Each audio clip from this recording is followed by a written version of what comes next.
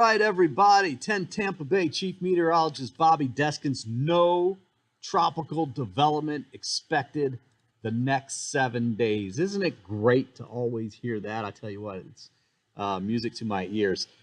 Today, I want to talk about Saharan dust.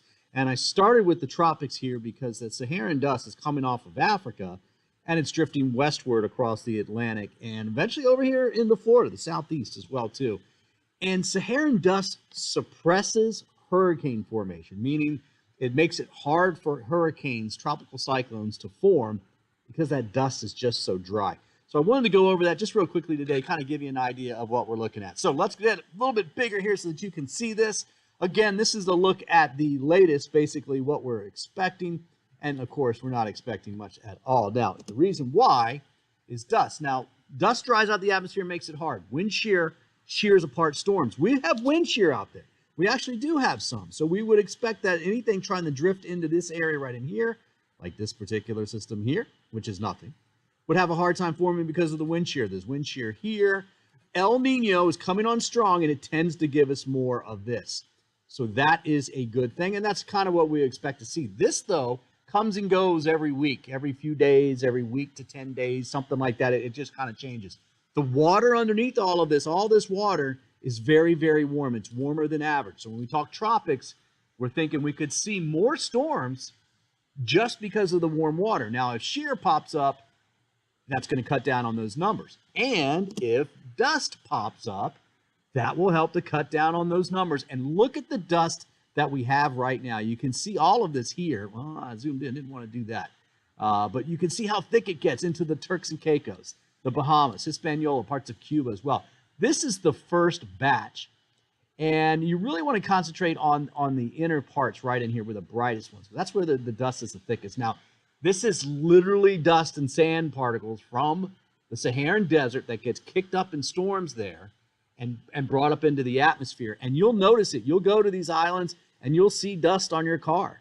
In fact, some folks, especially South Florida, will see dust on their car. I think Tampa will notice it as well too, and you'll certainly see it in the skies out there as the skies will become a little bit more milky white, not those good dark blue skies that we normally have in between those thunderstorms, right?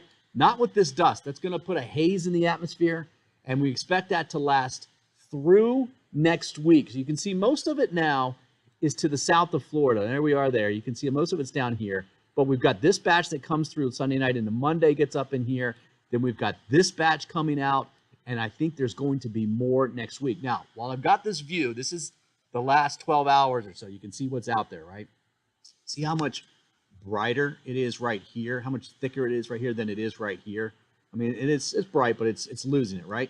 That's natural, right? The storms over here, they kick up this dust, and then over time, it'll weaken and it'll fall out and fall into the ocean, okay? By the way, this dust actually helps to feed a microorganism that when it flourishes, red tide eats. So in a way, this dust can actually help make red tide. It's kind of a wild thing. But look, that's where it is right now. Now, let's talk forecast. This is what's happening, right? For a hurricane, you need minimal wind shear aloft. We talked about that. We're going to have some, but you need a warm and moist atmosphere all the way up. That's what's ideal, because when that air rises, when those storms start to grow, they grow up into moisture, they get cooler air up there, they make stronger thunderstorms, and you need that process to keep going. If you put dry air in there with that Saharan dust, you basically cut the tops of those storms right off, right? When it goes up into the dry air, evaporation's happening, and in fact, a lot of evaporation will happen, and you just won't get it. You'll actually get deposition, really. You'll get the water particles will actually glob on to some of those dust particles and fall out. So it really dries up the atmosphere, and you just don't have a chance. Now, here's the forecast for the next several days. And you can see as we go out through Sunday and Monday, it's Florida that will start to see some of this. Now, it thins out, as I mentioned. You can see this little light brown here. That's the dust. And so you'll notice it Sunday night, but I think more so Miami and Tampa, even up into Jacksonville almost, would be Monday and Tuesday. Now, look, it's getting a little bit thicker back out here. So if you're actually watching from the Bahamas, the Turks and Caicos, and especially Puerto Rico all the way up to St. Martin, those islands are all going to see it. This is Friday, a week from today. There's the initial batch that gets kind of reinforced. Here's the second batch that's coming off. And then look, here's a third batch that is coming off of Africa. And so look at the extent of the tropical Atlantic, the Caribbean, and even parts of the Gulf of Mexico and east of Florida. Those are areas that we look for development in the tropics. And look how much of that area is covered with dust. Now, it doesn't mean you can't get storms forming, but it does make it a lot harder. So that is saying something right there to get you through the month of July with that much dust. Typically, we see more dust during the month of June. May and June is when we see this peak. So this is a little odd to see this much at this time of the year. Speaking of tropics, this is where we look for storms this time of the year. You can see we still, of course, we kind of start out in the Gulf of Mexico, right? We start in this area, and then perhaps even Western Caribbean. And then we start shifting a little bit further to the east. And so we're now at the point where we can start looking out here. Yes, I know we had a couple systems out here. They're just odd. We don't typically have that, but that water's so warm, it helps it out. But in a typical July, we'll start to look here all the way up into the Bahamas and even off the southeast coast as well, too.